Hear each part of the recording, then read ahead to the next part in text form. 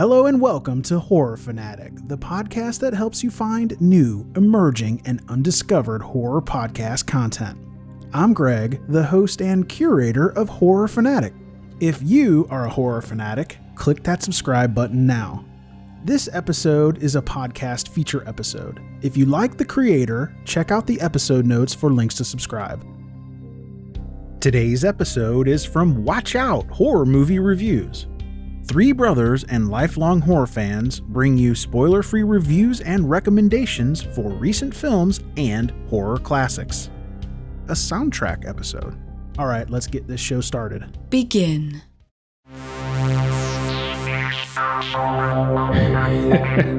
Welcome to Watch Out, where we dig through our DVD dungeon, where we scour the endless streaming landscape, all to help you find some kick-ass horror movies.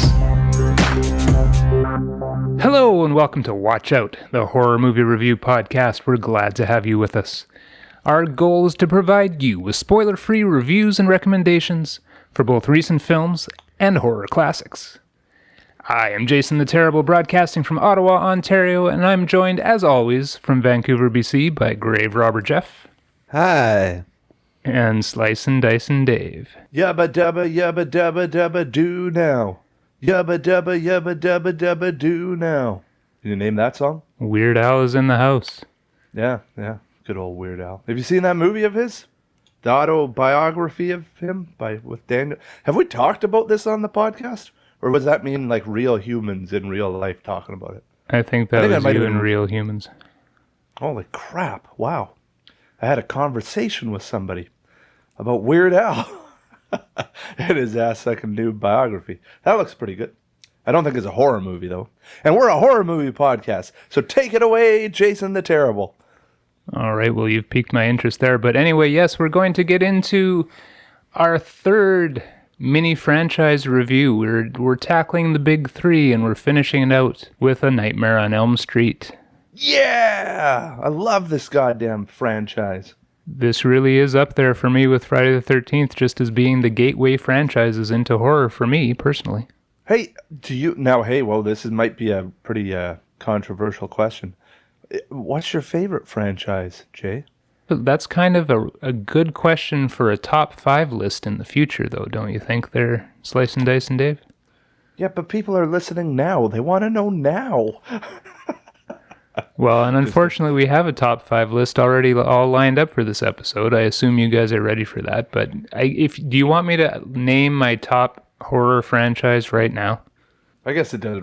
Sure. All right, I'm going to say it all night long. Just so I don't leave it dangling for all our listeners. Yes, Friday the 13th, Gross. I would say, is my favorite horror franchise. Oh, you don't say. Wow. Okay. I ain't mad at you. How about you guys? You know what I've been thinking about for 2 weeks or maybe even 4 weeks?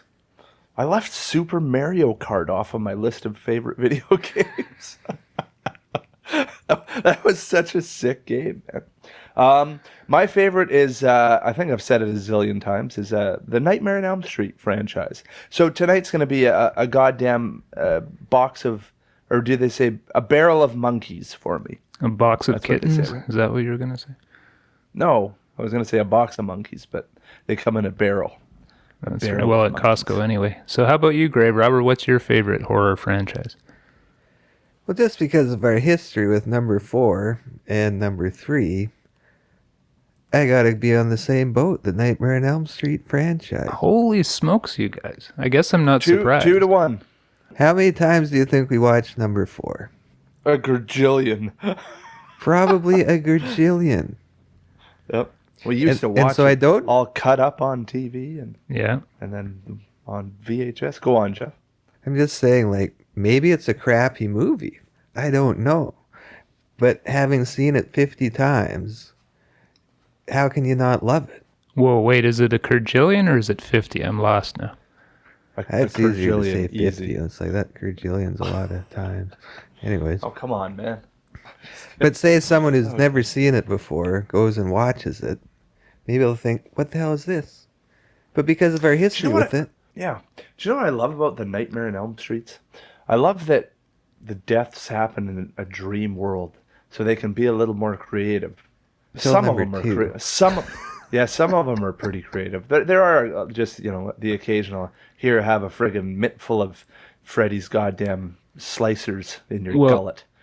That happens Slicers, occasionally. eh? Okay, well, is this where Slicin, Dicin, Dave comes from? The name? No, actually, it came from a commercial where a guy was like cutting, like, I don't know, potatoes or something. Slap chop. It slices, and is that what it was? That's the slap chop. Oh, there you go. It slices, it dices, it whatever it does, Then you throw it in a boiler and it boils, It cuts and So, chops onions, tomatoes, and even large mops. What was that? That's what it was. And I don't lots remember. of goo. It can cut steel girders, but then again, who'd want to? It cannot yeah, I know cut that. steel girders. But anyway, Is that Beetlejuice, the animated series? What is that? oh God, I really Some don't. animated Easter thing. Huh. Was it some like bunny? Garfield or something? Anyways, interesting. that's food Hit for us up thought. in the We're going. inbox. That's food for thought that we're going to have to revisit. But you guys were heading down the right path here when we were talking about these Nightmare on Elm Street kills, because our top 5 this episode is going to be our top 5 Nightmare on Elm Street kills. So since you're such sick. scholars on this franchise, I think you won't have any trouble with this one, right? Do you know what's sad? There's not actually that many murders in the franchise. You know what I'm saying? That is It's one very of the, sad. like, Yeah. Maybe that's why, like, as a young buck, it wasn't so harsh. No, it was pretty harsh, wasn't it? A couple I of guess these kills any are pretty harsh, but no, I think we established in our horror movie franchise draft that Nightmare on Elm Street was lagging behind quite severely, especially in a couple of the movies, one of which I'll be talking about later. Hey, do you know what's interesting? The Freddy's Nightmare TV series is on Tubi in America. And That's I watched handy. the first 2 episodes. It was pretty interesting. I mean, it's super low budge. Super low budge. You and your It was, VPN. hey, whoa, I don't do that stuff. Jesus, man. I downloaded it illegally. No, I'm just kidding. But no, it's pretty cool. The first couple episodes, at least. So now I got to watch all this. I remember when it was on TV. Tried to watch it every once in a while. Yeah, wasn't it on the same time as Friday the 13th, the series? Well, if by the same time you mean the end of the 80s, then yeah. I don't think it was the same night of the week or anything, but Anyway, what have you? Let's talk about our top 5 Nightmare on Elm Street deaths. Yeah! let us lay down one ground rule. Gross. And that is, and I don't know if I'm going to put this on here, Geoff, but last time you said you left one of your favorite video games off because you thought everyone else was going to talk about it. Enough of that. What are you talking about? You didn't put Whatever. Apex Legends on your goddamn favorite video game list. Well, all our lists are going to be the same then. What's the fun of that? I appreciate why you It didn't is do what it, it is. but in this case, these kills, you can't say, oh, everyone else is going to pick this one, so I'm not going to pick it. This has Well, got to everyone's be gonna your pick 'em. favorite 5 Nightmare on Elm Street kills. Well, that's ridiculous. Are we all agreed on this? I think so. I don't see how the 5 lists are not going to be exactly the same. Oh, I just in got at different least a order. couple on here that you guys won't have. Yeah, I've got one that you might not have. Well, let's take a look at this then. We'll see just how much crossover there is. But I am not going to go first because I think I went first last time. So one of you guys has to go first. I picked Graverobber Geoff. What's your number 5? lame. Me? Yes, you. Okay, let's see. 6 movies. No, 7 movies, right? 7? Are you including Freddy vs. Jason and the remake? 8 movies. 9 movies. we Holy should- crap. we Do should. we, We- wait a second. Which movies are we including here? Do we include All of those them. For God's Any of sake. the It's a ones you want. goddamn franchise. Are we going to list character names when we're talking about the deaths? Because No. Okay, no spoilers. I had to chop one off because of spoilers. Well, keep it back on there. Just be vague about who it is.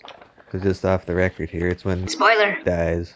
Man, that affected me. But I can't just say when it was just like a stab to the gut, so that wasn't very exciting. But it was the emotional aspect of You it. can But that discuss can't be it on the because list.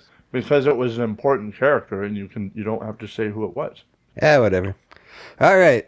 So for number 5, I went to movie number 5 because is someone talking about movie number 5 today? Yes, I'm talking about movie number 5.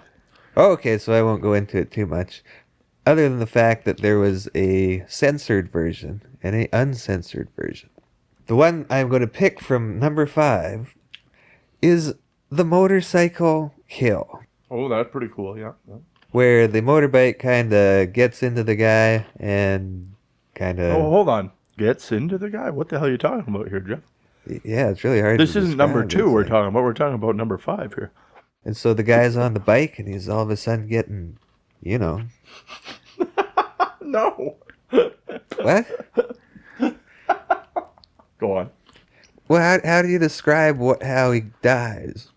The bike starts to Throw into him? infiltrate him. Yeah, maybe that's a good way to put it. That's a great way of putting it. But anyways, that was one that stuck with me as kind of a interesting one. All right, the motorcycle kill from number 5. Slicin, Dicin, Dave, how about you? What's your number 5? Right on. Hey, thanks, fellas. Okay, so in number 4, there's a cool scene in a classroom, eh? And you know how, like, people fall asleep all the time in classrooms. Well, this particular person falls asleep in a classroom. And then Freddy comes up to this person and says, "Hey, you want to suck face?" And she's all like, "No!" And he picks her up and he just starts smooching her until she's a big, like, you know, sucks it all out of her. Then she's this, like, rubbery pile of corpse. And then it looks scary. Or not scary, kind of hilarious. Then he drops her. That was hilarious and awesome. Wanna Suck Face is my number 5. All right. You know what I'm saying? Spoiler here, that did not make my list. Get out of town. What did make my list for number 5 was the motorcycle kill from number 5. No way. I'm telling you, it's going to be the same list. Well, if you and I have the exact same list, I will buy you a Coke. Okay. Yes, the motorcycle kill as he slowly turns into an Iron Man rolling along on this demonic motorcycle. Have you seen both versions of the death? Because on the VHS you get it, but on the DVD you don't.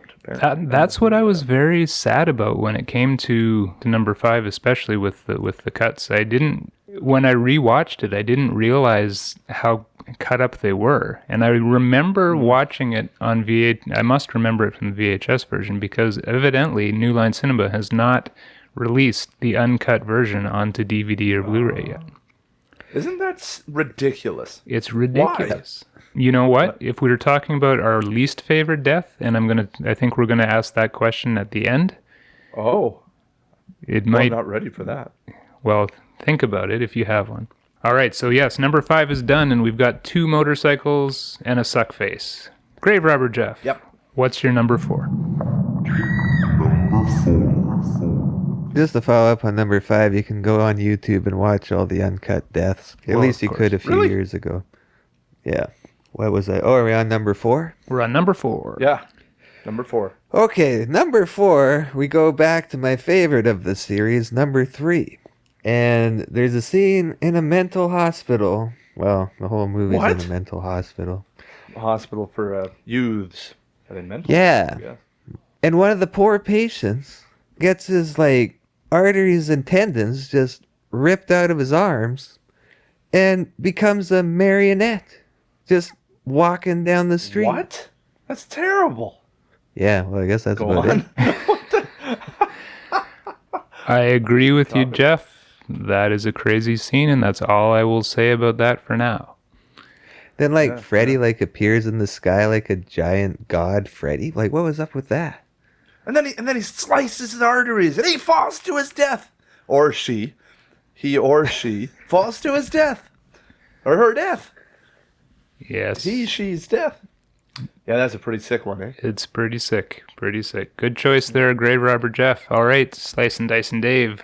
Number 4. Yeah, my number 4. My number 4 comes from number 4. Oh, that's 2 number 4s in a row. Maybe it's because number 4, the Dream Master, was the one that I watched so much. You know, like that chick or guy? Like she's all like, or he's all like. We don't have to be careful about whether it's a boy or a girl. Come on. Oh, I probably shouldn't say the word chick either. Jeez. Probably not. How friggin' Neanderthal. Oh, can I say that? Yes, you can say Neanderthal. How Neanderthalish of. I just didn't want like people that are related to Neanderthals to be mad. We're all related to Neanderthals. Well, I don't want you guys to be mad at me, man. No, the bug trap. Do you know what's cool about that one? Like her arms, she starts turning into a bug. You see, and you're like, gross. And then like her arms flop to the ground, and I remember them just looking so gross, even though they were probably just rubber or whatnot. And I was like, ew. And then she turns into this bug, and then Freddy's like holding this like bug trap in his hand, like this I don't know, like a little cardboard boxy thing with and then he just squishes it. And that's it. That's how she dies. But I thought how she was turned into a bug was pretty gross and cool. That's my number 4. Bug trap. The Roach Motel. You can check in, but you can't check out. You sure can't. Great pick there, Slicin. Thank you. Jason, it's up to you for your number 4. All right, my number 4 is going to turn some heads for why this didn't show up higher on my list. And it's funny because when we were at Texas Frightmare and we were attending the Nightmare on Elm Street 4 panel, someone asked the panel of all the actors and actresses what their favorite kill in the Nightmare franchise was, and they all agreed it was this one. And so I feel bad putting it at number 4, but I have to, because the ones above it... You don't have to at all. The ones above it I like better. Sue me. Right, well, that's more like... So my number 4... Good. My number 4 is, and I so much want to say her name because everyone knows who this is, but whatever, spoiler free, is dragging the girl across the ceiling in her pajamas in number 1. God, Jason, I've lost all respect for you putting this at number 4. Mine's going to be higher for that one. That is the best death scene in Friday. I'm gonna let you talk about it when you pick it later then, Slicin. I'm gonna talk about it now. Well, that's stupid because you get to talk about it first, and it's my favorite one. But go on. Well, now we know you picked it 1. Yes, of course, because it's the fucking best. It's not number 4, you moron. Just kidding. Go on. Just kidding, but not kidding. So yes, pretty much. Well, I mean, now we got to discuss why is this one beloved so much? I mean, yeah, the effect is cool. We'll discuss that. We'll discuss that at the end. The effect is cool. The way they did it with the rotating room is a very cool story. The fact that it's really Freddy Krueger's first kill, that's a very cool story. And I really like the actress too. We met her at Texas Frightmare. It's because it's terrifying. God, is that a good one? Imagine being the dude and watching your goddamn gal just fucking getting drug across the walls and roofs, and it's all bloody and super gross, and then, oh, God, what a death. All right. But it didn't make my list. It didn't make my list. No, I mean, you know what I'm saying? All right, well, I have a feeling we'll talk about this one again in a little bit. So, yes, my number 4 is the first kill from Nightmare on Elm Street. Graverobber Geoff, you're number 3. Number 3 has been talked about, the good old Roach Motel. Yeah, I picked when that the one arms too. fell off and jiggled all over the place. I still remember that going, oh, Jesus. There you go, number 3, Roach Motel. Okay. Good one, was she Graverobber. lifting weights beforehand? She was. Oh, yeah, lifting weights and all of a sudden just cracks under the pressure. Isn't that gross? That was so gross. It was so long because eventually her elbows snap or break open or whatever. Then she's walking around flailing her broken arms for a few seconds. And then she falls on her face on the bug paper, and it rips her flesh right off. Oh my God, what a great! That's a great one. It was probably the most elaborate kill, I think, in the whole. Yet it only made your number 3. How about that? Yeah. And it made Dave's number 4. Elaborate. So you'd be an idiot. And I like to the put it at character. number 1. No, just kidding. Oh yeah. No, I'm just kidding. Yeah, the character's pretty cool too, but we can't talk about that. Hey, is it my number 3? This is fun and exciting. I love Yes, thank you, Graverobber Geoff. You're number 3. Slicin, you're number 3. Gentlemen, this could potentially be higher, but now we're getting into the nitty gritty here. So that's why it made number 3. It comes from one of my favorite of the series, Freddy's Dead, The Final Nightmare. Let's say it has something to do with a chalkboard and a person's head blowing up. Oh, God, is that ever good? You guys know that one? The hearing aid kill. Well, you can't say the hearing aid kill because then, the dude with the hearing aid's going to get chalkboarded later on. And Except someone else could have picked it up and used it. As they did. Wink, wink. So there you go. The hearing aid chalkboard business. So I really like that one as well. I like that one as well. That was my number 6. Oh, get out of town. I like when Freddy's dancing around, because I know number 6 gets a bad rap. Now, my mini review is number 6, so I'll get into it a little later. But god damn it, it's hilarious when he's friggin' goddamn, like the dude doesn't have his hearing aid in, and Freddy's like, tried to fucking yell at him behind him, and doesn't know he's there. God, it's funny, man. Then he gets the old chalkboard. It's like, no, you wouldn't do that, man, would you? Oh. Oh, God. And then boom goes the head. Number 3, hearing aid chalkboard from number 6. Number 3. All right, thank you, Slicin. My number 3. My number 3 is from Nightmare on Elm Street 4. It has not been talked about yet. Oh. It is the waterbed kill. Yeah. Just because we were at the influential age when we saw this, and how this character is somehow he finds like this naked girl in his waterbed, and things go downhill from there. That just always stuck with me. It's not particularly gross or gory, but somehow he ends up inside the waterbed as well. And it's just a trippy kill, and I liked it a lot. So that's my number 3. And our stepdad had a waterbed, so I kept like sneaking in there and checking to see if there was a naked girl in the waterbed. See if there was a naked chick just swimming around in there. There never was. No, I'm kidding. That never happened. But no, but that's a sick one too, because like waterbeds, man. What the shit happened to waterbeds, eh? I remember I slept on a waterbed a couple of times back in the day. It was weird. Yes, that's a pretty cool one. It probably would have been my 6th or 7th. All right, so Graverobber Geoff, back to you. You're number 2. Number 2 has been talked about, the body flying all over the ceiling. Number 2. Very good. All right, so not your number 1 either. It's just so good. Well, here's mine. Oh, you're damn right, Geoff. You're damn right. Here's my number 2. It's been talked about by Graverobber Geoff. The marionette from number 3. Because remember, there's another scary part of that, where there's like the Freddy marionette hanging from the ceiling, and then he turns into alive and he cuts himself, and then that was spooky. Was that like stop motion animation that they did? Stop motion animation, absolutely. Yeah. And then he then he turns into Big Freddy and then slices the dude's legs and arms, and it's gross, man. Like, did you see when the friggin' thing comes out of his leg to his foot? That's super gross. But then it's like, see, that's why I love this series, because he's walking around and everyone just thinks he's sleepwalking. But then you cut back and forth to like him just walking through the thing and everyone going, oh, there goes that particular guy sleepwalking again.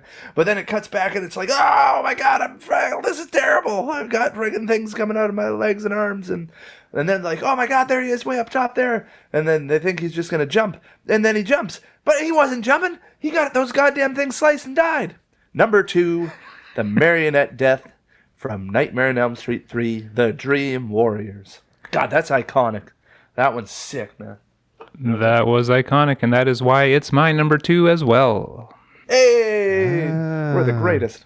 That's one of the indelible images burned in my head about this franchise. One of the earlier kills that we saw that was really gross. That might have been one of the first ones I ever saw, actually. All right, we're down to our number 1. How exciting. I know what yours is going to be there, Slicin, but I have no idea what yours is going to be, Graverobber, so take it away. You're number 1. Well, the thing is, all these ones we've talked about are all great. And so, the one that stuck out as I would say my favorite is the Welcome to Prime Time bitch kill. And it was just so, like, I don't know if you guys remember, but the person was watching a talk show on TV. And then the people on TV started talking to her. It's like, when that kind of stuff happens, it gives me the willies. But anyways, that part of it, and then just comes out of the TV and delivers one of the best one-liners ever. And does away with the poor person. Oh, did I say where that was from? Number 3. God, Number 3 is a great movie. That's a great movie. Eh? See, Freddy's always been kind of clever and hilarious. I guess not so much in the first one. Or the second one. But does the second one even count? Oh, it counts. We can talk about that later. It counts. No, I know. I'm just kidding. But, like, you want to suck face? Welcome to primetime, bitch. And then, you know what I'm saying? All the other hilarious things he says. God, I love Freddy Krueger. But I hate him. He's a horrible person. That's the thing. I was at work the other day, and I'm like, God, I love Freddy Krueger. And then I'm like, you know what? I don't, though, because he, like, killed and molested a bunch of kids.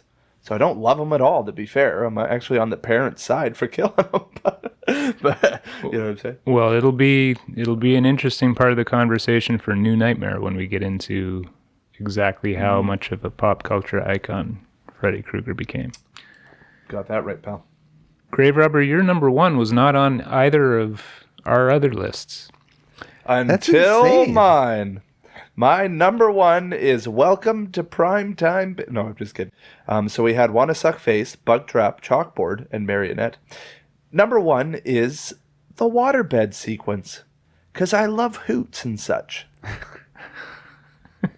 No, I'm only pretending. It's the goddamn Tina. That's right, I said her name. Ah, spoiler. No, I'm just kidding. We went the whole episode without saying it. No, the chick that gets sliced and diced in front of her boyfriend. It's just scary, man. Number 1 was scary. That's what I like about number 1 so much, eh? What can the guy do? She's like on the roof, for God's sakes. Like, and then he's like, and then the scary thing is like, what the hell's going on, right? It's not just like, oh, she's sitting on a couch getting stabbed or something. She's freaking getting drunk. Like, what the hell would you do, man? I'd be like, ah! Anyway, that's my... And speaking of friggin', I went up to the actress and I said, hey, actress, you're the best death in friggin' horror movie history. For me. Or pretty close to it, at least. I love it. I love that one. It's awesome. Super cool. Well done. And because don't forget, at the very beginning of that, you see the slash on her, is it the back or the chest or something? And you don't see the knives, his knife fingers, but you see like it happen, and it's super gross, and then it bleeds. That was super well done too. God, what a great death. You guys are fools for not putting that number 1. Jason, what's your number 1? This one was talked about by both of you as well, but it is my number 1, and that is the Roach Motel. You don't say. For all of the reasons you talked about, it is so gross, and it is so Freddy Krueger. It's like this is the kind of death you can only have in a Nightmare on Elm Street movie. That's what I love about Nightmare on Elm Street. Yeah, they're awesome. Going back to those silicone arms flopping on the ground. The brilliance here is that when we first watched number 4, we watched it after we recorded it off of TV, which meant all of those scenes were cut way down. Yeah. And so we didn't even see the arms flopping on the ground. So when I don't know if we rented the tape. I don't know why we would have rented it if we were watching we ended up buying them all. Okay, well there you go. That answers that. But yes, the way that she falls on the sticky paper and it pulls the rest of her face off, it's so gross. It's so well done. Cool. That's my number 1. And so there's a few deaths here that none of us mentioned. One that's going to piss a lot of people off that we didn't even have it in our top 5 on any of our lists. Well, is it going to be the one where the chick just keeps getting food stuffed in her face? No. That was a terribly gross one. That is my least favorite of the entire franchise. Yeah, it's pretty gross. And mainly for the scene that ended up getting cut out. Like the uncut version is my least favorite. The cut version is pretty much my least favorite as well, but not as nauseatingly so. The uncut version, not only is Freddy feeding her gross looking stuff and her face is puffing up and it looks entirely unappetizing. The uncut version, he's feeding her pieces of herself from her abdomen, and it is just gross and terrible. So, yeah, that's my least favorite kill in the franchise. None of us, though, mentioned the geyser of blood coming out of the bed. Yeah, that was gross. For a particular to be famous actor who was making his film debut. Kevin Bacon? Just Wrong franchise. They reused the spinning room for that scene. And there was so much blood that things started getting shorted out and people started getting almost electrocuted while this was happening. And at one point, you can see the room is not totally at 90 degrees to where they wanted it. So the blood starts to like slide off in a diagonal direction up in the air. So it is very cool as well. But I'm surprised that none of us mentioned that. But again, it is just a blood geyser, but it is a pretty iconic blood geyser as well.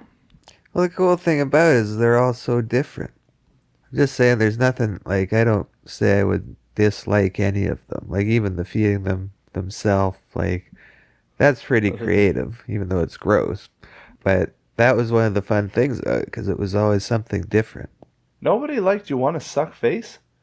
Well, I can't believe you guys didn't like the prime time one. Like, God, that was brilliant. I know, that's crazy. Isn't it? See, there you go. There's some good... And you were worried our list would be... be... and, like, his head just, like, appears and, like, good Lord. Anyways, never mind. And you were afraid our lists were all going to be the same, Geoff. Yeah, there you go. That was pretty close.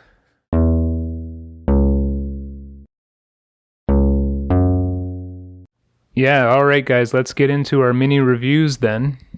All right, we will go in chronological order for this mini franchise review. It actually works out that way because our feature review will be Wes Craven's New Nightmare, which means we're going to start things up with Graverobber Geoff and A Nightmare on Elm Street 2, Freddy's Revenge.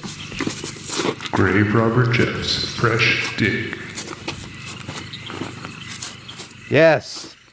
A Nightmare on Elm Street 2, Freddy's Revenge, released 1 year after the first movie. And I picked this one because I think it has the biggest rap for being, what the heck is this doing here in this series? Because it's quite different than the rest of them. But I haven't seen it very many times either, so I was interested to watch it again. And so it takes place a few years after the first one. So this new family moves into Nancy's old house, and the teenager of the family, Jesse Walsh, starts having some nightmares. And the opening sequence of the movie is actually one of the coolest sequences, even though there's no deaths really attached to it. And it has to do with the school bus, and guess who's driving the school bus? Good old Robert Englund. But not in the Freddy makeup, in his regular makeup, which is just as scary. Just kidding.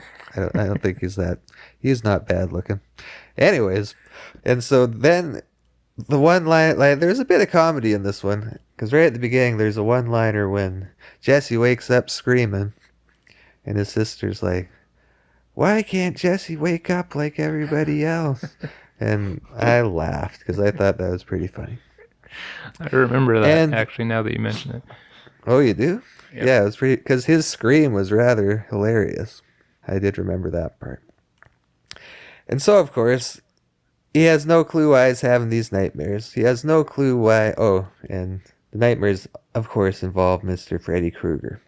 He doesn't know who he is. He doesn't know why he's having these dreams. He talks with the classmates at the school and tries to figure it out with a lady friend, Lisa Weber, played by Kim Myers in her acting debut. And The thing that's very different about this one is it's not really Freddy in dreams killing people, which is every other movie pretty much. It has the premise that Freddy is trying to possess Jesse to do the killing for him, which seems just, it's off the wall different from the regular premise. And so Freddy's talking to him in his dream. It's like, Jesse, you've got to kill for me, blah. And I'm like, why does he just kill people himself? It didn't make any sense to me. I wasn't sure if he had to be asleep in order to be possessed, or if he could just be possessed whenever. Because it seemed like he could just be possessed whenever. I could have that wrong, but that's what it seemed like to me. And then there's just random stuff happening in real life that just because Freddy's around, it shouldn't happen. Like, there's a scene with a couple of budgies. Do you guys remember the budgies? Vaguely, now that you mention them, yes. So there's two budgies in the family's bird cage, and one just goes a little nuts and kills the other budgie, which, okay, sure. There's a budgie that's a little, I don't know. Anyways, so then the family's, oh my god, the budgie, what the heck happened to the budgie? And then the other budgie, the one that's like eating the other budgie, like escapes and starts flying around the living room and starts attacking the poor family. Like, this budgie's vicious. And it just spontaneously bursts into flames. And I'm like, Jesus Christ. Like, what does that have to do with anything Nightmare on Elm Street? Anyways, so then they're like sweeping up the feathers. I'm like, geez, what the heck was that?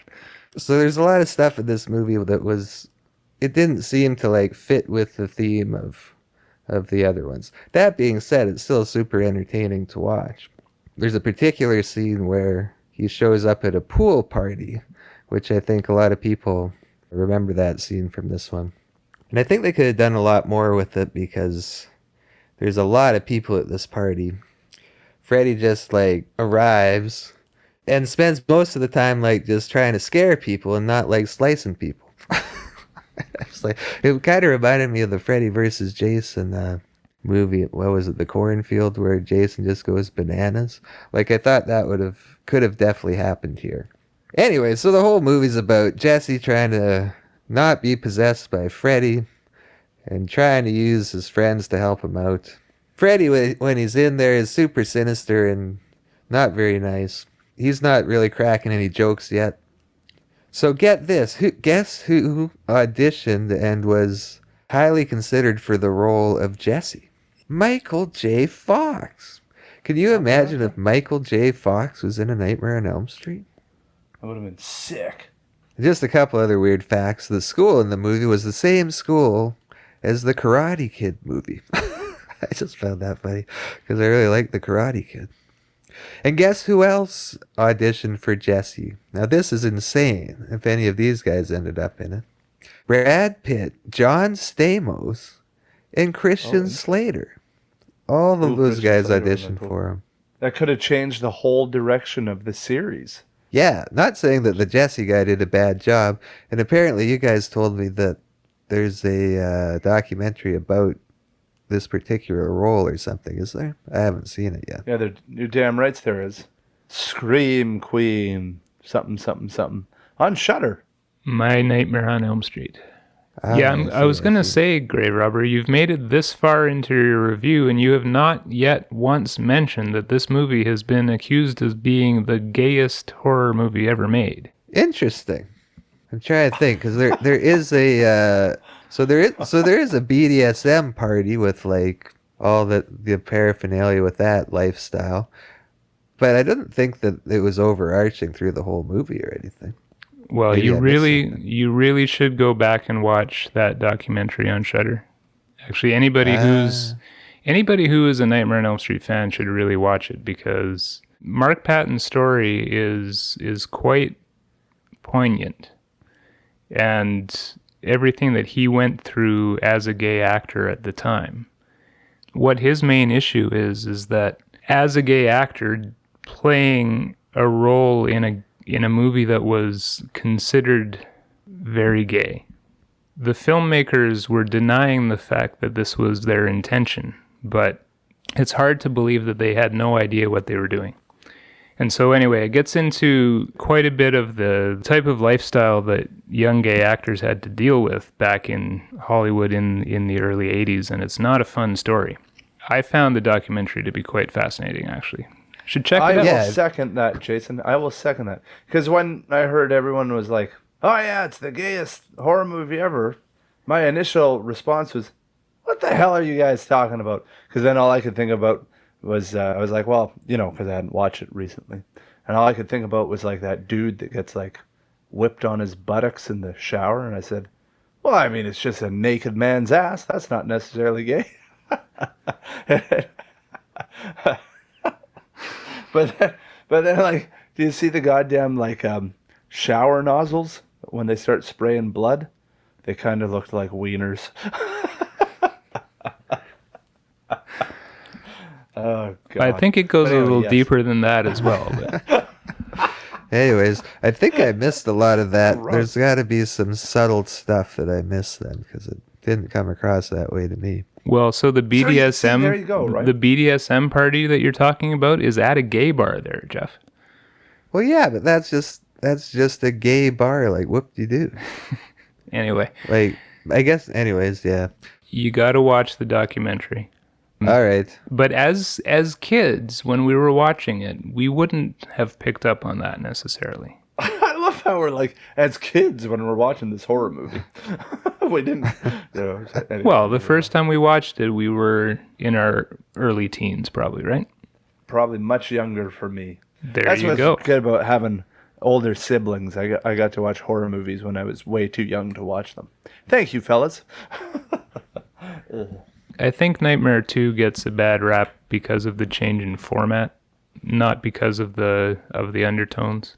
I think that's what I think, because it's so different. Like, it didn't make any sense why it had to be that way. It was still entertaining. I'll come in at a 6.5 out of 10. All right, thank you, Graverobber Geoff. Nightmare on Elm Street Part 2, Freddy's Revenge.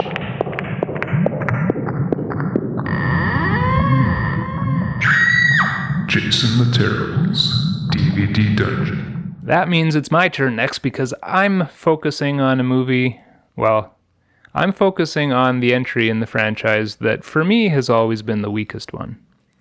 And actually, at the point that it was released, it was the weakest one in the series in terms of box office receipts. And overall, it is the second weakest in the franchise, only beat out by Wes Craven's New Nightmare, which flabbergasts me because I love that movie so much. But anyway, I'm talking about, right now in my mini review, Nightmare on Elm Street 5, The Dream Child. This one is also a unique take on the Freddy mythos because the way the producers tell it, well, let's put it this way. It's coming off of Nightmare on Elm Street 4, which was another huge success. 3 and 4 were making tons of money. And so they did the typical slasher less than a year turnaround thing to try to get number 5 out. And so they had all sorts of trouble with the script. They had all sorts of trouble with budgets. They were essentially filming and shooting with unfinished scripts to the point where the actors were saying they weren't even bothering to study their lines the day before because they knew the next day the scene was going to change anyway. This is how fluid it was. But the basic premise here was that Alice, played by Lisa Wilcox, who I met at Frightmare, and she's awesome, and her boyfriend Dan, played by Danny Hassel, who I think we also met at Frightmare. We got our pictures with the whole Nightmare forecast. Anyway, they reprise their roles in number 5, and Alice ends up pregnant. Gross. And how they use that pregnancy to bring Freddy back is actually pretty ingenious. I won't say exactly what happens, but it's kind of a neat twist on things. But what you also get in this movie is baby Freddy, because we go back in time a little bit to see Freddy's origin to the point where we see inside the house of 100 maniacs or 1,000 maniacs or 10,000 maniacs. I think there's 100 of them in there. And poor Amanda Kruger, one of the nurses at this insane asylum, gets locked in with the 100 maniacs, and essentially Freddy Krueger is conceived. Well, Alice Johnson dreams about that and dreams about herself in that situation as Amanda Kruger. And it sort of parallels the fact that now she's pregnant and they're showing what happened with Amanda Kruger's pregnancy. And let's just say that there's a sequence with, this was right before CGI, so this was all done stop motion. There is a Freddy baby puppet that shoots out and runs around and leads to Freddy Krueger's resurrection. It's you know what? When you look at the puppet and the effect, it's uncanny how good a job they did on making it look like a baby Freddy, but it's still a baby Freddy running around. I think some people had trouble with that. I think the other thing that people have trouble with this movie is there's not a lot that really happens. It's got the lowest kill count in the series. Now, it does have the motorcycle kill, which is very cool. It has the feeding kill, which obviously is divisive. Like, you either really love it or you really, no pun intended, your stomach turns over it. And then it's got a kill related to a comic book character, which the director was a huge comic book fan, so that's why he wrote in this comic book kill. But that reminds me, another thing people hate about this movie. This is the appearance of Super Freddy. And if you remember Super Freddy, you'll know what I'm talking about. If you don't, you got to kind of see him to believe him. But it's the one time before the remake where Freddy Krueger was played by someone other than Robert Englund. So, yeah, you've got Super Freddy, you've got Baby Freddy. I mean, I wanted to like this movie on rewatch again, and it's not that bad. There's some pretty cool visuals in there. I found that Alice wasn't the same Alice that I remember from Nightmare 4. She empowered herself a lot at the end of Nightmare 4, and I was expecting her to be even stronger. The fact that a lot of the movie she spends essentially defending her mental health to the people that think she's going crazy while she's pregnant, there's a lot of strong pressures to give up the baby or, not to keep the baby. And there's one particular friend who's also very giving her a hard time for even suggesting that Freddy Krueger is real. And it's like, oh my God, we're in the 5th movie of the franchise. Let's stop arguing about whether Freddy's real. Like there's so many kids that have been killed by Freddy in that town by this point. You would think that nobody would be like, oh, you're crazy, Alice. Freddy's not real. Come on. So it was stretching that a little bit. So I still think if you line it up with the rest of the movies, it's going to be at the bottom for me in terms of overall enjoyment. I'm going to come in with a 5.5 out of 10 on Nightmare on Elm Street 5. Well, thank you, Jason the Terrible, for your miniature review of Nightmare on Elm Street 5, The Dream Child. Do you guys have anything to add to that? I am very interested in rewatching it again sometime soon. I haven't seen that one now. New Nightmare was the one I hadn't seen for the longest time. And now that I've watched it again, I need to watch number 5 because that's the one that I haven't seen for the longest time now. And I'm very interested because I got a feeling I like it. But who knows? I can't remember. Does the cutscenes sway your opinion at all? I remembered the feeding scene being more gross than it was. And so I must have remembered the uncut scene. So that was one aspect of it. But it's not what makes the difference between it being a great movie and a so-so movie. You can really tell that it was rushed and it didn't have a solid script from beginning to end. It's just not spectacular. The ending is pretty cool.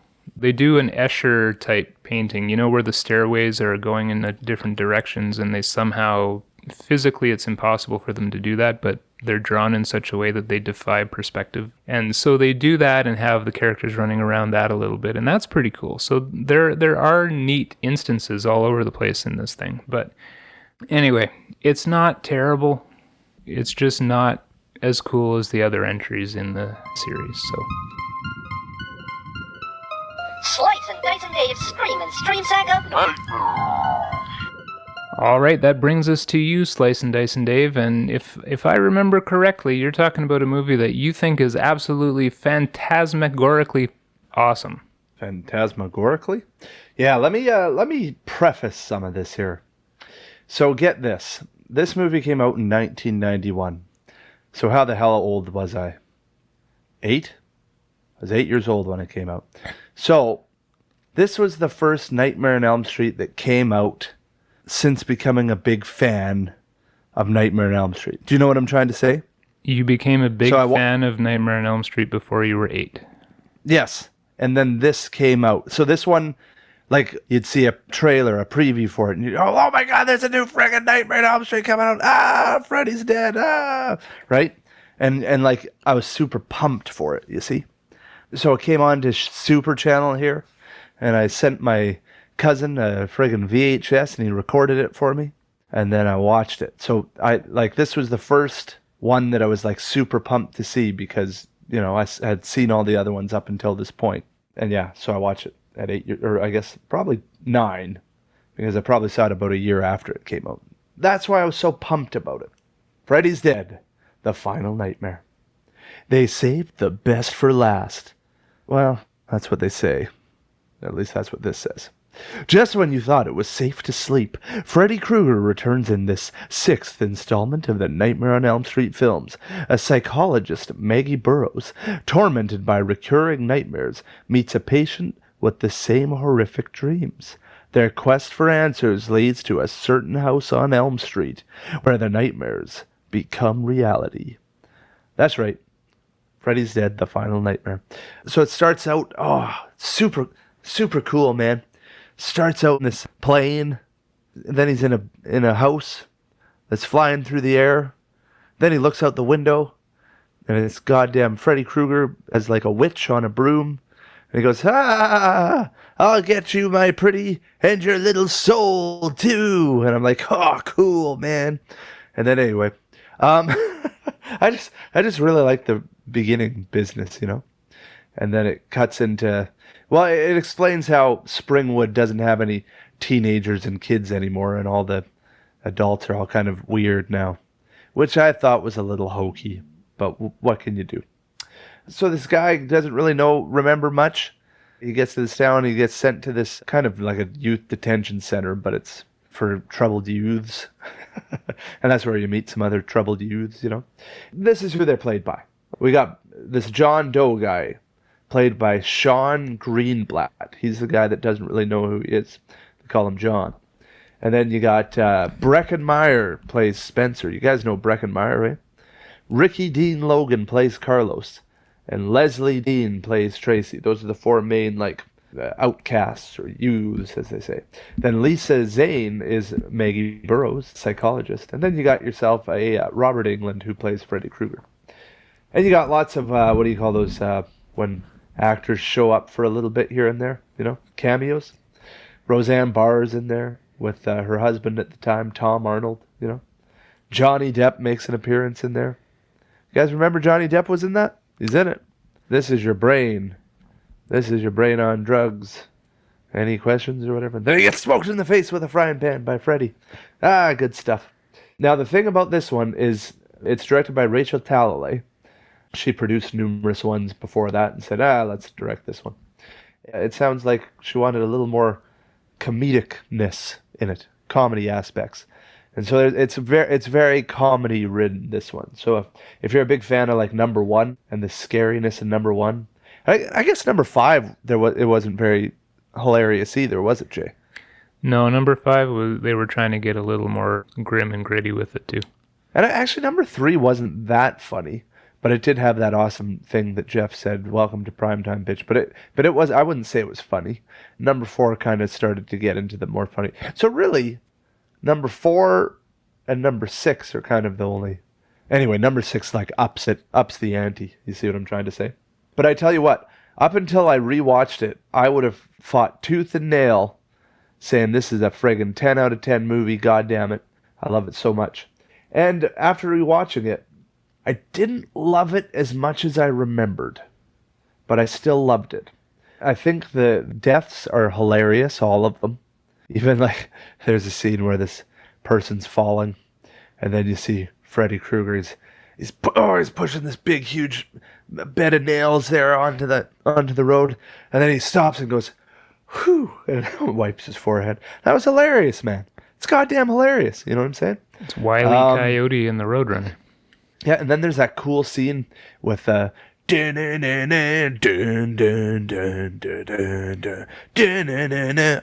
Butterfly, wasn't it?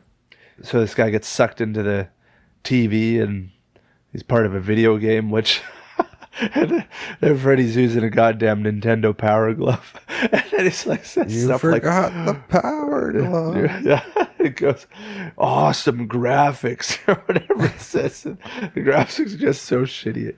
But anyway, it's just so cool. And then there's that scene where they keep, hey, that movie Vivarium where they keep going around in a circle? Uh-huh. Well, these three kids keep going around in a circle and they can't get out of Springwood, you see? And then so this guy has a moment with the map in the back of the van, and it's goddamn hilarious. But they're like, God damn it, why don't you just use the map, Carlos? Yeah, well, because the map, it turns out like he keeps opening it and opening it, and it just keeps getting bigger and bigger. Then he gets to the last page, and it says, "You're fucked," it says. And he goes, "Ah!" And then he wakes up, and he's like, "Oh." And then they're like, just tell us what it says on the map. He goes, well, the map says we're fucked. And I laughed my ass off. Oh, my God. So good. That is one of my favorite scenes, yes. So, yes, it's not perfectly written. It's not a perfect movie by any means. But God damn it, I love it. Now, the end, if you didn't see it in the theaters, the last 10, 15 minutes was 3D. I could see why they would do that. But unfortunately, I think the only thing I've seen them release it, like for instance, if you or I wanted to go and watch the end in 3D, you have to buy that DVD box set that Geoff has. It had 3D glasses and you could watch the end in 3D. So I did get to see it. But if you're watching it not knowing that the last chunk was in 3D, you might go, this is goddamn ridiculous. You know what I'm saying? So I could see that happening. The ending, like considering, this was the end of the series, it's a little underwhelming. It is cool because they say, oh yeah, Freddy had a goddamn kid, so you're like, oh, who's the kid, goddamn it, and all this and that. I don't know. Growing up for 30 years now, I guess. Holy shit, 30 years it's been out. I've just loved it ever since. And then I rewatched it, but I did drop it a notch, which is heartbroken. I gave it 4.5 out of 5 stars, which would be a 9.5 out of 10. And it was a 10 for me for years. But I'm just a goddamn big fan. And I love hilarious Freddy just as much as I love scary Freddy. So there you go, guys. I don't know what else to say. Any questions? No, I think we got your full disclosure on this one, Slicin. And I liked Sean Greenblatt a lot. He was pretty good. The actress that plays Maggie, what else has she done? Lisa Zane. You know what? It doesn't look like... Oh, no, she's still doing stuff nowadays. Monkey Bone with Chris, what's his pickle?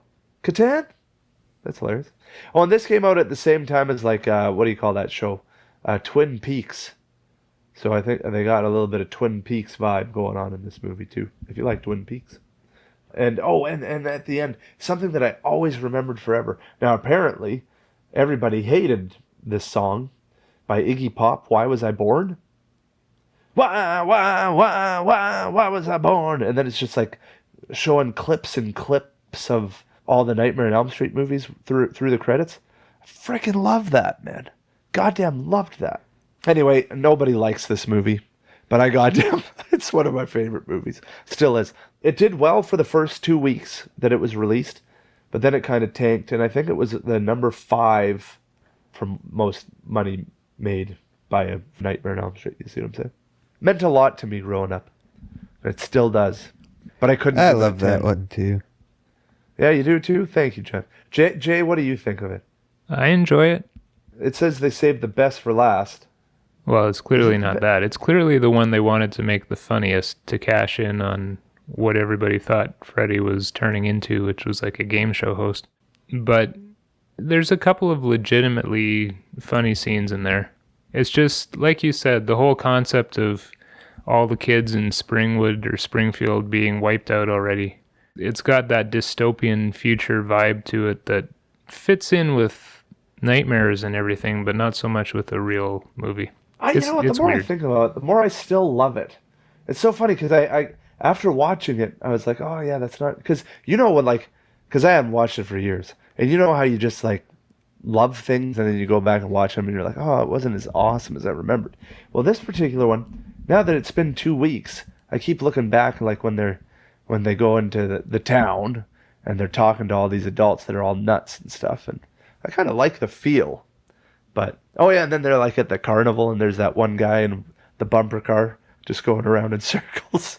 Oh God, what a great movie! This should have got an Academy Award. That's how much I liked it. Oh boy. All right, thank you, Slicin, Dicin, Dave. Your review of Freddy's Dead: The Final Nightmare. You know what? The more I think about it, like the more I really like hilarious horror movies. I think that's what makes this series kind of neat, is that you can get a different version of the killer in each one. But I can understand why people don't like that. But I like it. It's like one of my favorite bands. They were super hard, like super punk rock in the early 90s. Then they got to kind of gothy punk rock, and I liked a lot of that stuff. And then they kind of got into alternative punk rock. And I've really, like, it's like you can't just like the same thing for 30 years. They got to evolve a little bit, you know? And I like how things evolve. I love you all. Good night. All right, everybody, it's time for our feature review. And now watch out for our feature presentation. For our feature review this episode, we are going to deep dive into Wes Craven's New Nightmare. And this is a movie that I have always thought was very clever from the moment I saw it. It's really on the forefront of that whole metafilm movement that started happening in the 90s.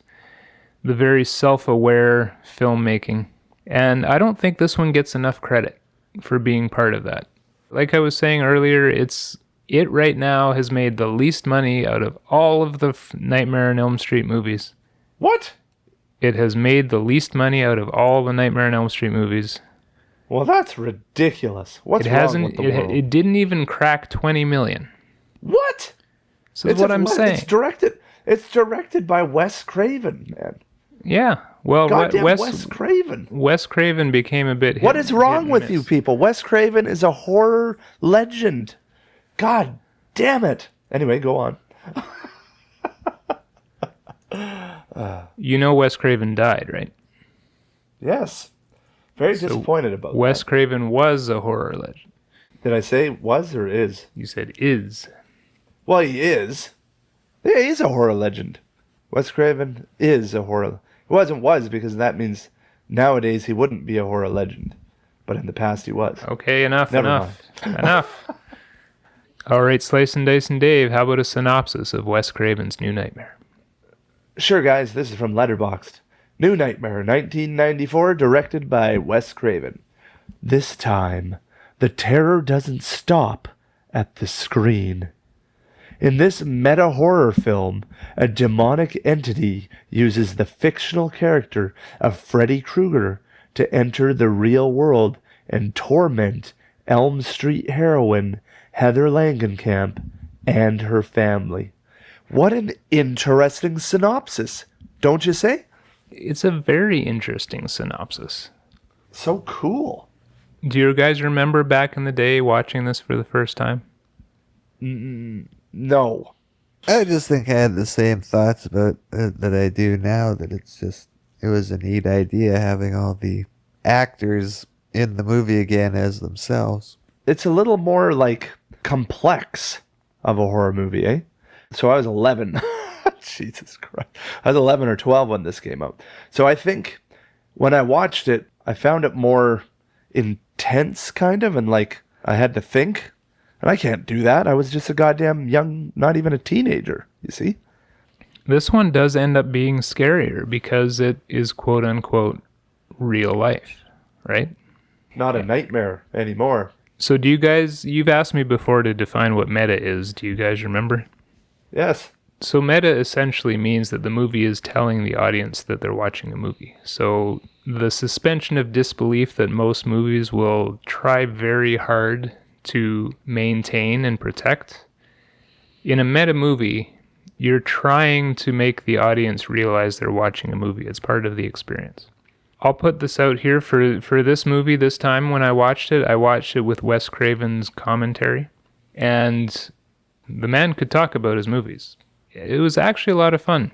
It was very hard to keep up with him, though, because he had so much to say about this movie. There was never any dead spots. I was trying to write things down as fast as I could, because what he was saying was getting right to the center of what the theme of this movie was and why he did it this way. And I guess we should start sort of at the beginning, which is the fact that this was coming up to the 10-year anniversary of the first Nightmare on Elm Street.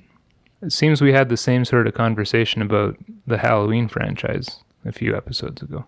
But what was interesting here was that Wes Craven for years had said that Bob Shea and New Line had sort of shortchanged him on credit for the series of what it became, and he was a little bitter about it. And so when the 10th anniversary came around, Bob Shea actually reached out to Wes and said, "Hey, I want to make this right between us." And they renegotiated some merchandise deals and some licensing share of profits for previous movies and stuff, and they became good buddies again.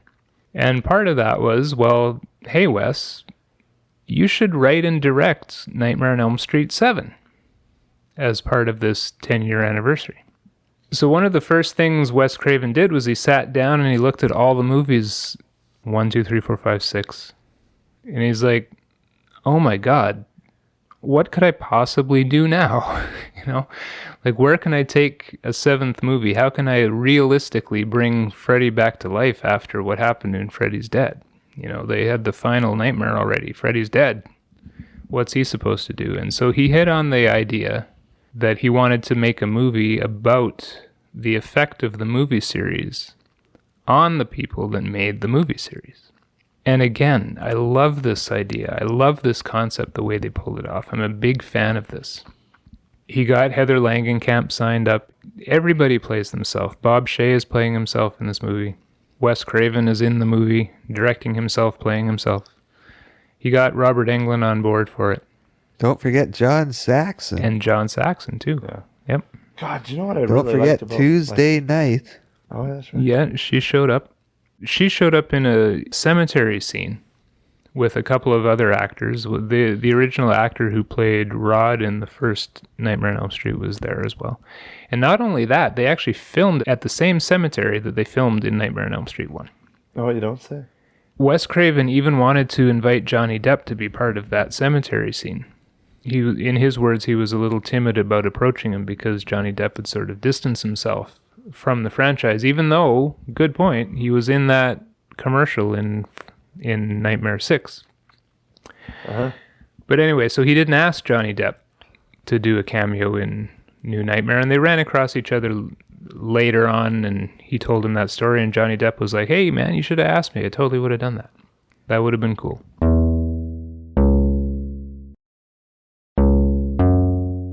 Do you know what I like? Because Geoff brought up John Saxon or whatever the hell his name is.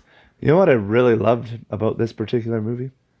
When characters started calling characters their names from the movies and stuff.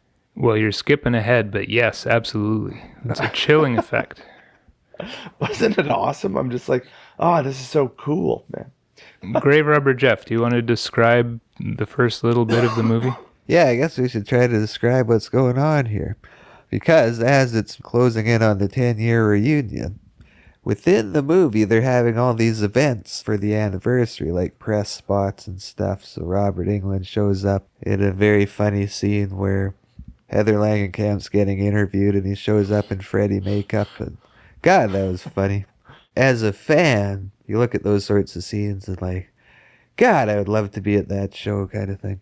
But anyways, Heather, which is funny to talk about, is getting crank calls from someone who sounds like Freddy Krueger.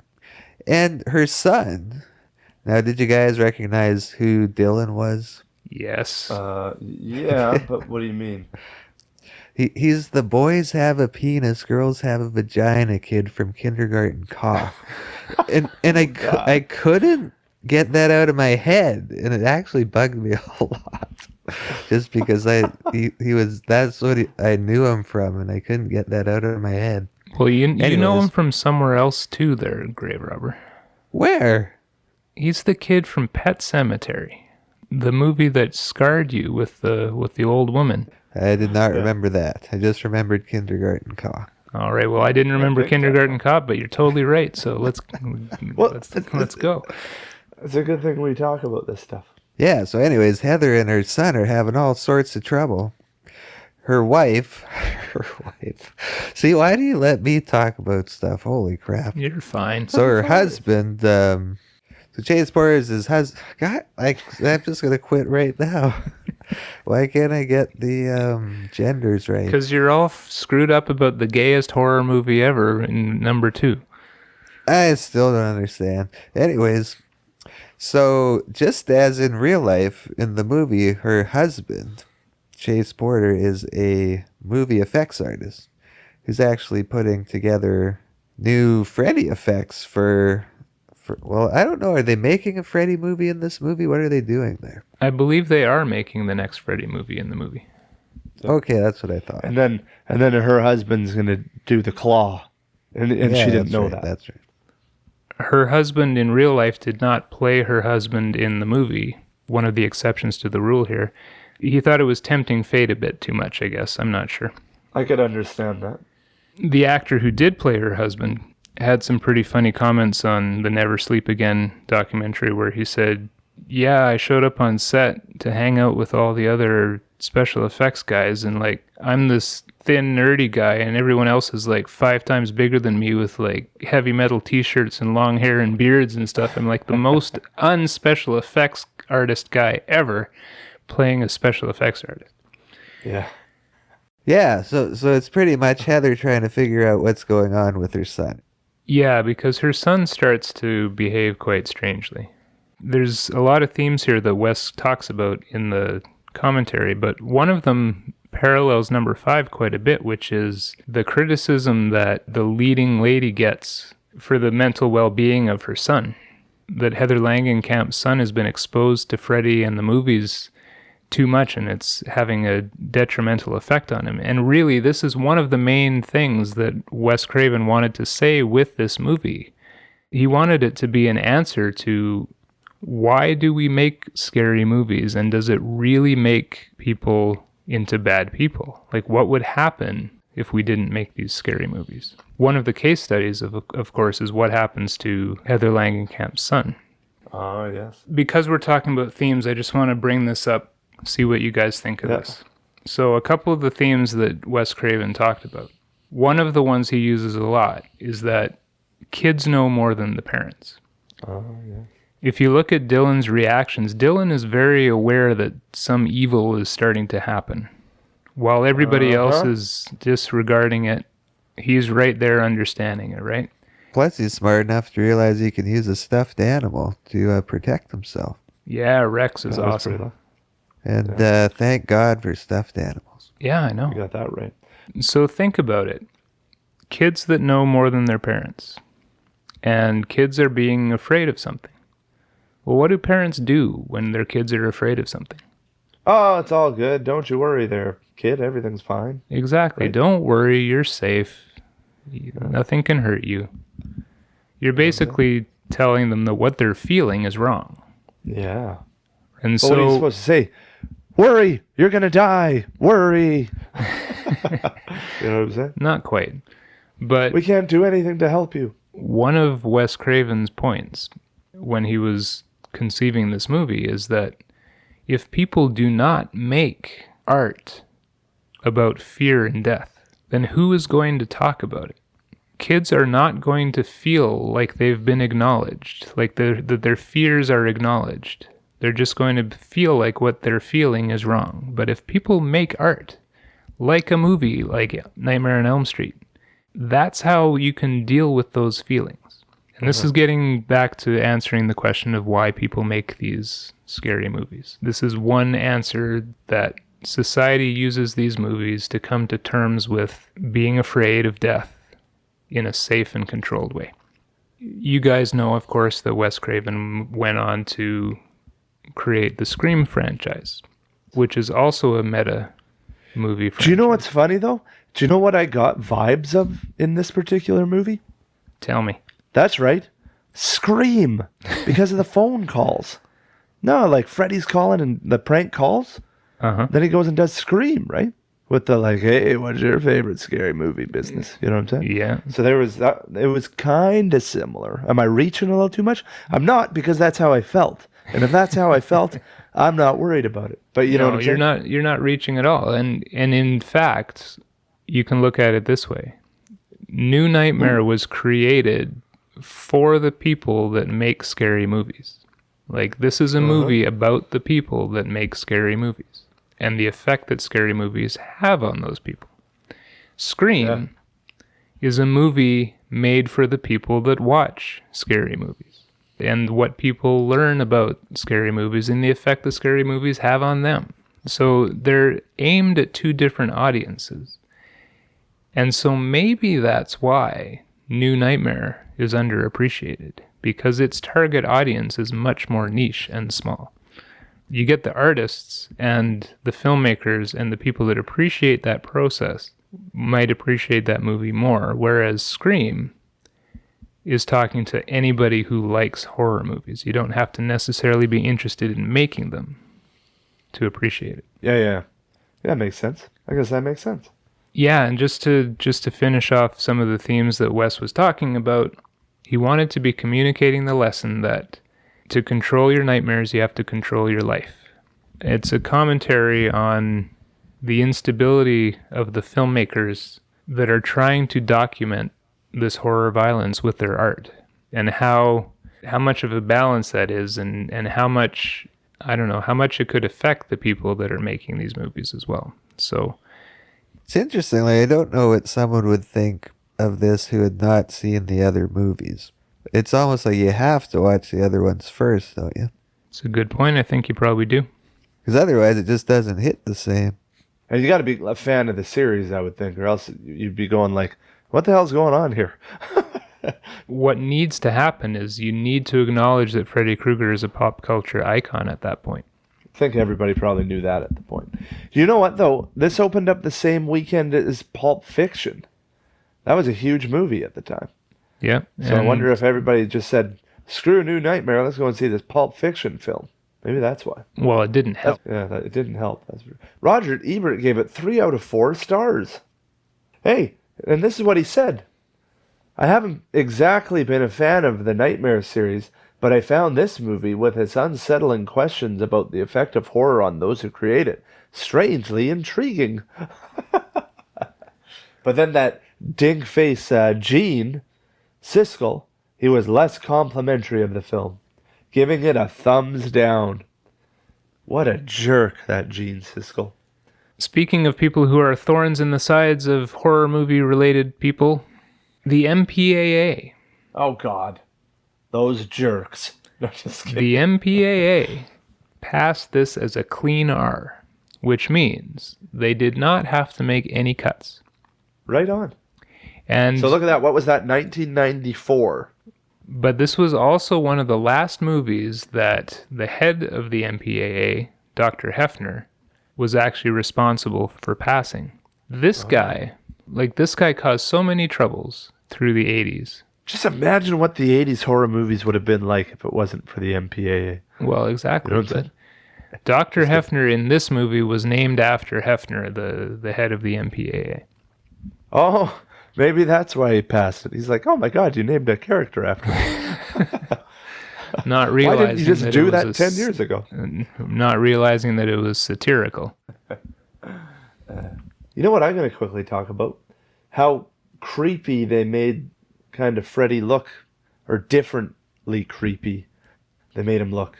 And how one of the deaths is eerily similar to that one death that I love so much from number 1.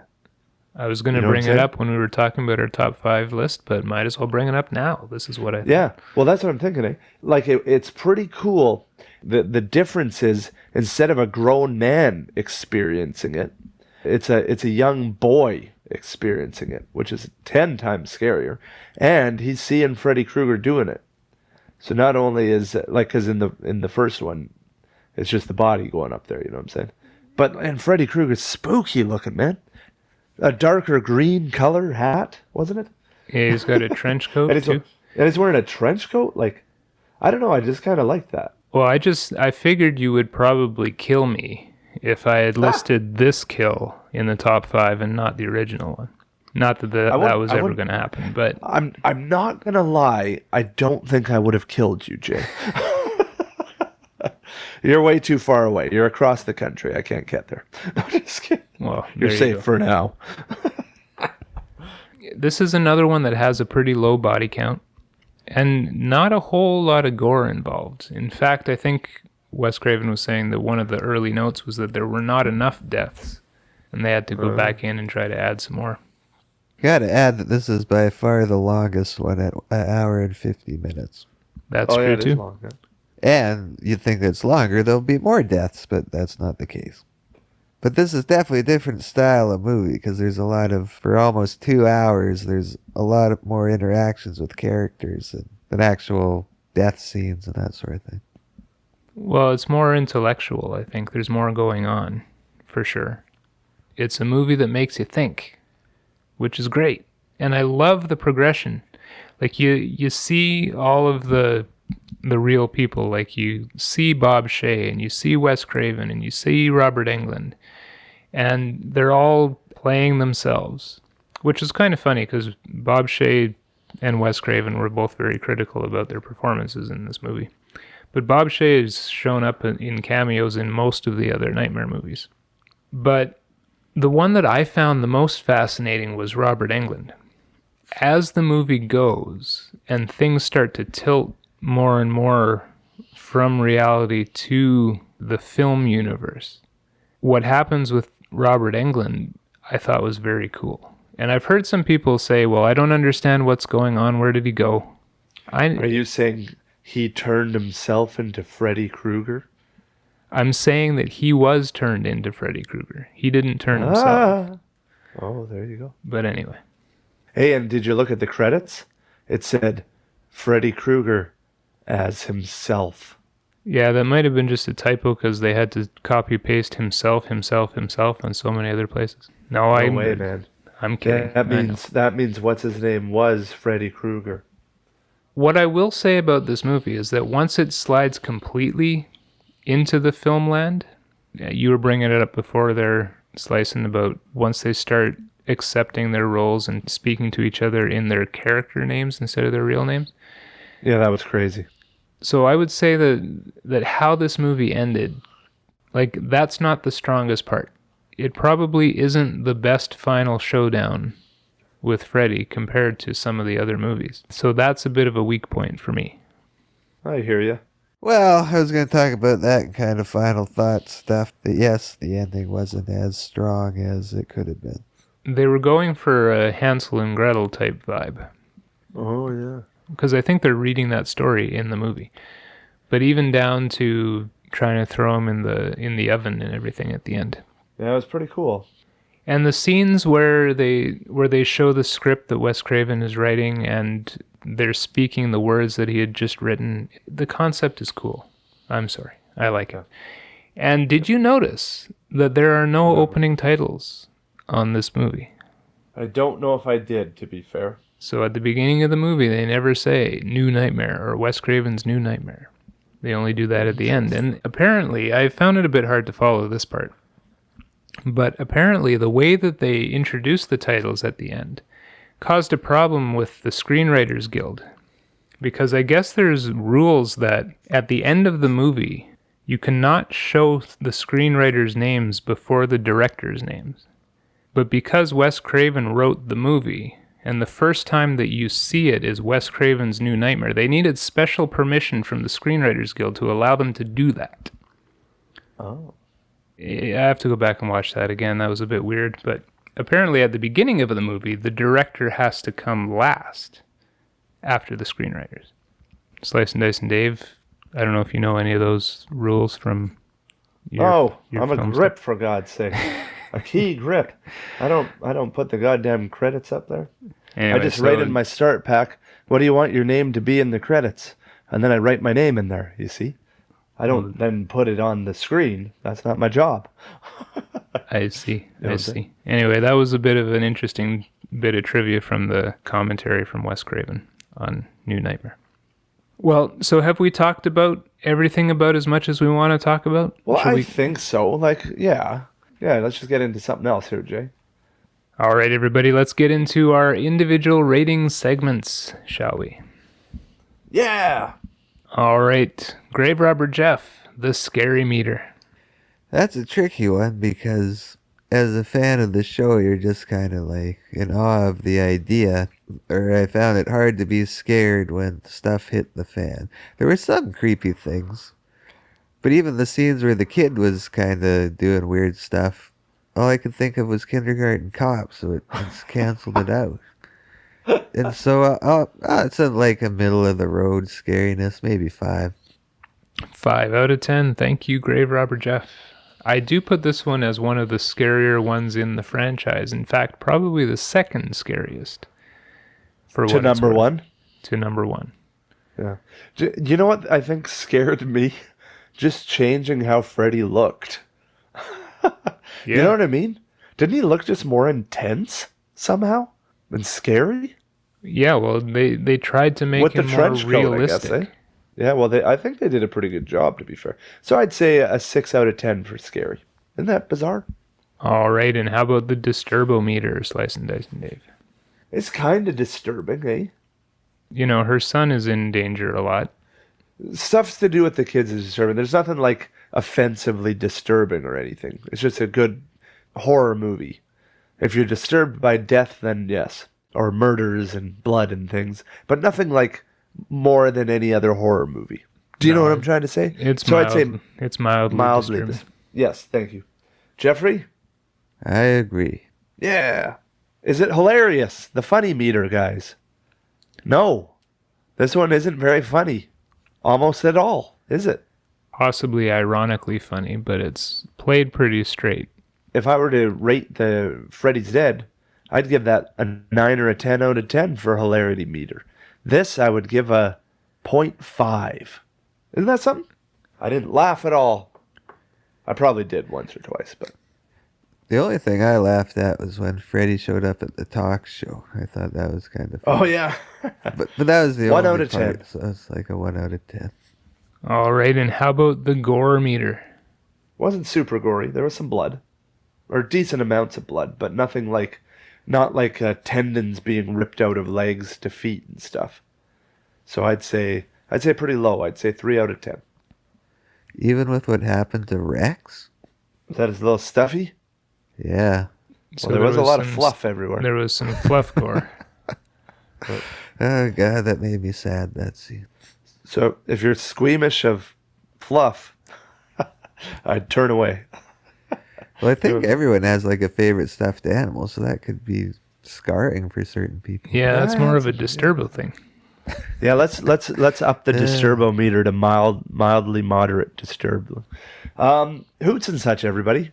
Hoots and such. There's a close-up of a man's crotch while he's driving.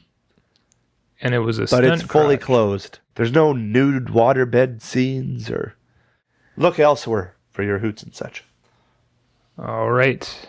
Does that bring us to our final rating? Jason the Terrible, you take the honors. What would you rate A New Nightmare? Like I said earlier, I really liked the concept behind this, and I thought the execution behind it was great too. It's hard for me to see where the criticism for this one comes, because the concept that they wanted to do, they pulled it off quite well. The pacing I thought was great. It certainly is unlike the other Nightmare entries in a good way. It takes it to the next level in terms of giving it another layer of reality to it. They made it scarier. It's one of the best for me in the series. Interesting. And so I'm going to give it an 8.5 out of 10. Oh, right on, Jason. Right on. Geoff, can you follow that up with your review, please? I guess so, although it's going to be pretty much the same summary. But it was really neat as a fan of the show to see all the actors back. It just makes it fun. And even though I don't think it was the strongest ending, like you say, it's how can you not love it when it has all the old characters in it. And even for one that's so long with not a lot of violence, it was still very entertaining. But I can't rate it as high as my favorite, which is number 3, which is a 10 out of 10. Yeah! I will come in, let's say an 8 out of 10. Why not? 8 out of 10. That's really good, Jeffrey the Terrible. Really good. Do you know what I'm disappointed with, fellas? Like, some people I've heard say, oh, well, what else could we do with Nightmare on Elm Street? We've done it all. Let's end this effing thing. Jesus Christ, the amount of things are like limitless you could have done with a Nightmare on Elm Street. It's a goddamn dream world, for God's sakes. Good God, anything could have happened in this friggin' series. But it didn't, and it's over. This is a very great addition to the series. I love the idea. I don't think it was perfectly done, but I think it was close. It was very good. I love Heather Langenkamp and everybody else in the movie. It was weird. It was bizarre, confusing, entertaining, annoying, lovely, heartwarming. All of the above. I gave it an 8 out of 10. And I stick by that. I'll have to watch it again sometime, 20 years down the road. Are you glad that we did this as the main one out of all of them? Yeah, well, I think we agreed on that pretty easily, that it should be the main one. Something you brought up there that I wanted to highlight again, Heather Langenkamp's performance. I thought she was very good in this movie, and much better than she was actually playing Nancy in the first movie, to be honest. And her eyes, what a beautiful gal, eh? I'm very disappointed to hear that New Nightmare didn't do very well, considering it was a Wes Craven movie. And it was so cool. Well, Wes Craven became kind of polarizing near the end of his career. He had some clunkers that people didn't like. Oh, yeah, I guess he did. Oh, man, I always felt really bad because Dad came to visit us one time, eh? And he's like, oh, let's go and see a movie. And he really wanted to see that Secretariat movie, eh? Because about horse racing or whatnot it is. And I'm like, nah, man, let's go and see friggin' My Soul to Take. And so we went and saw that. I think we saw it in 3D, actually. Dad said, what was that piece of crap? And I said, I probably should have went and saw Secretariat. But anywho, there you go. I'll always remember that. He did Last House on the Left, didn't he? Yes, he did. Yeah, and The Hills Have Eyes. Which is a super disturbing one, that one. Yes, it is. It's pretty cool how him and Cunningham were kind of like so close at the beginning there, eh? Wes Craven tells the story of how he became a filmmaker, and it's quite the journey.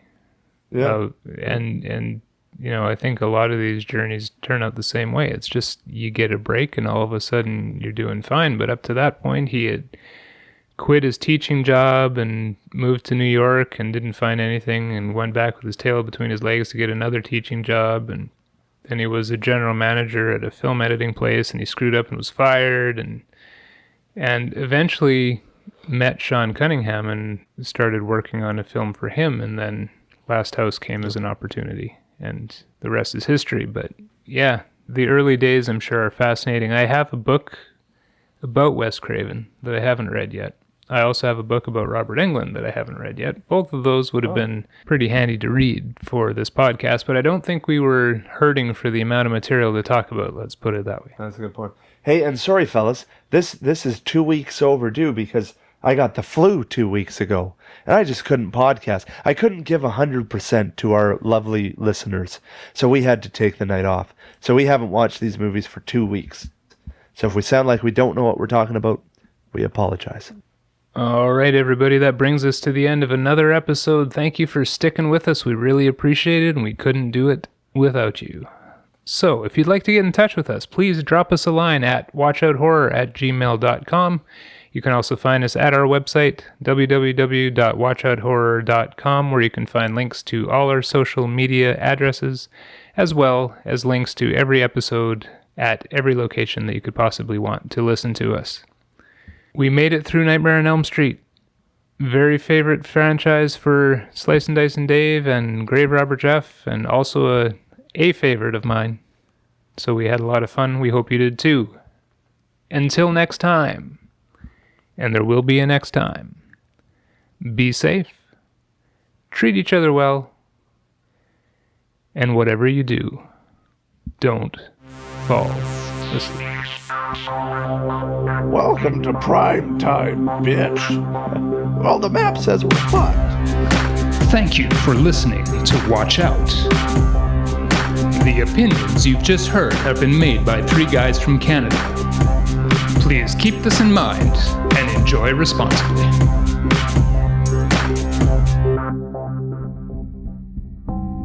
But you know what? I'm finding that more these days. Younger people don't get my sense of humor. You know what I'm saying? I'm like, that was a joke, you guys. Oh, maybe I'm just not funny. That's probably the case. But anyway. Jason, take us to New Nightmare.